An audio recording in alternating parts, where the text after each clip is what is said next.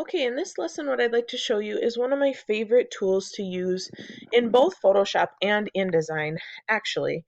It's a really cool tool that allows you to pick up a color without having to, try to search for it in the color picker. The reason this is so cool is because it allows you to really create consistency when you are making your graphics. One thing we always want to try to strive for is a really cohesive, consistent look. And one of the ways to do that is by coordinating your colors. So the tool is called the eyedropper tool. The eyedropper tool can be found in the first section on your toolbar. It's the last one. It literally looks like a little eyedropper. If you hover over it, you'll see it there. It's right underneath our crop tool and right above the little spot healing tool, which we haven't talked about yet, but we will eventually. Now, depending upon the kind of um, picture that you have, obviously mine doesn't have a ton of color in it right now. I have, you know, a black t-shirt. They're both wearing black, and they both have blonde hair. And obviously, you wouldn't really want to pick a color that has like their skin tone. But maybe what we would want to do is maybe grab either some of this yellow color on her shirt, or maybe even some of the gold on her sash. And of course, this will depend completely on what kind of a photo you put here, because I know you didn't have the option to choose this photo. So it just depends on what you have. Maybe you have a really bright, colorful image already, and so you have lots of colors to choose from. So what I'm going to do, I think, is going to pick the yellow off of the lookin' on her shirt. So you pick a color that you want to use. I'm going to see how this looks.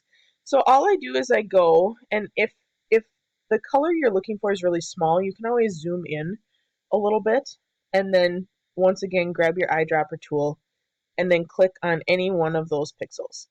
When you do that, what's going to happen is this circle will pop up, and it's just going to say, hey, here's the color that you're choosing. And then what happens is it will turn it into your foreground color. So now what you can do is a variety of things.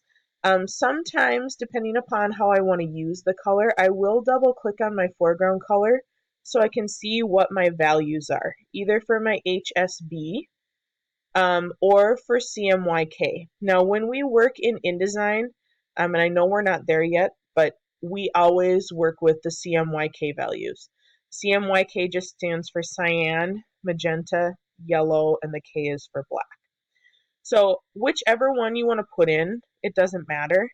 But sometimes it's nice to just jot down and save these numbers so you can have access to them. But I'm just going to click OK and kind of show you what you can do here. So if you wanted to, you could do some like background shapes using that color.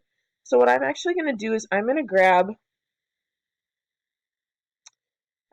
my ellipse tool, I think. And what I'm going to do is I'm just going to draw some shapes here. And just bear with me because I know I'm covering them up.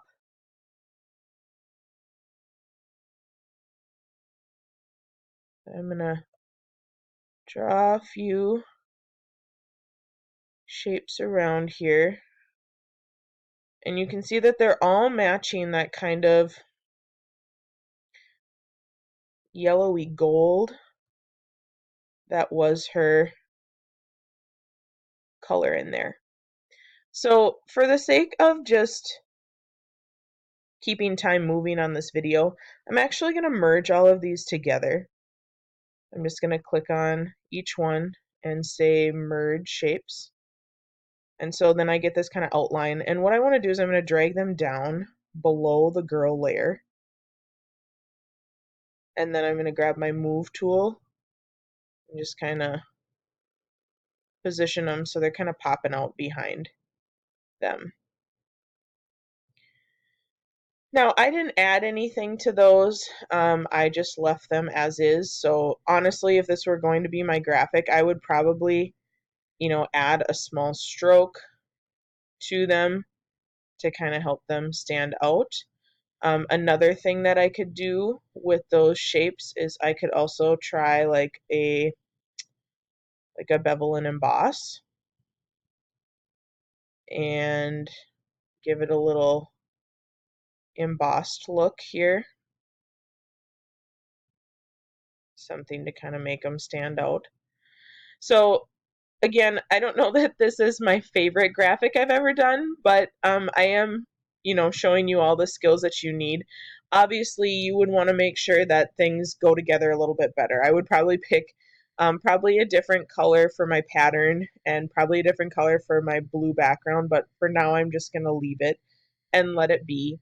But that is one way you can use your color picker. The other way, excuse me, that you can use it is if, for example, I wanted to put like, this is from Homecoming. Let's get my text tool out here.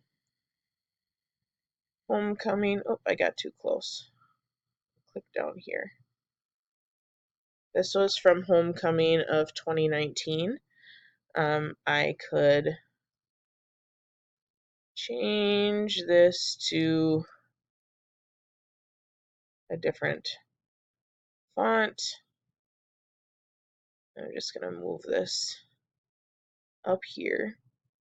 But one thing that you can do is when you click on your font color, notice that if you drag your mouse outside of your color picker, once again, you get that eyedropper.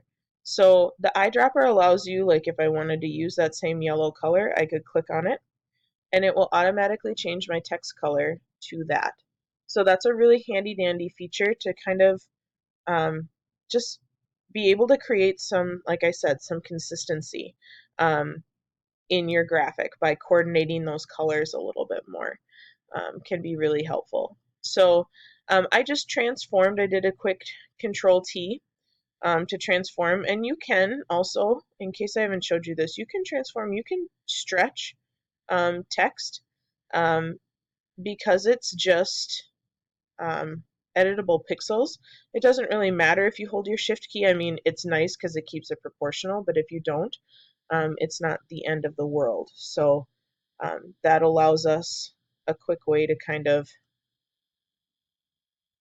edit your text and make it look as best as it can. So like I said, the eyedropper tool is one of my favorites. You can use it in a variety of ways. You can use it on shapes. You could use it to pick a color out and use that for your background. You can use it to coordinate a color for your text. Whatever it happens to be, it's a really cool tool, again, to allow to create some consistency here between the yellow of the shapes, and the yellow of the text. So I believe this is the last thing that we need this graphic for. I know there's one more video, but we're going to do that separately. So you can actually go ahead and close this down, and no, you do not need to save it. So you can just click no, and then I will meet you in our next video.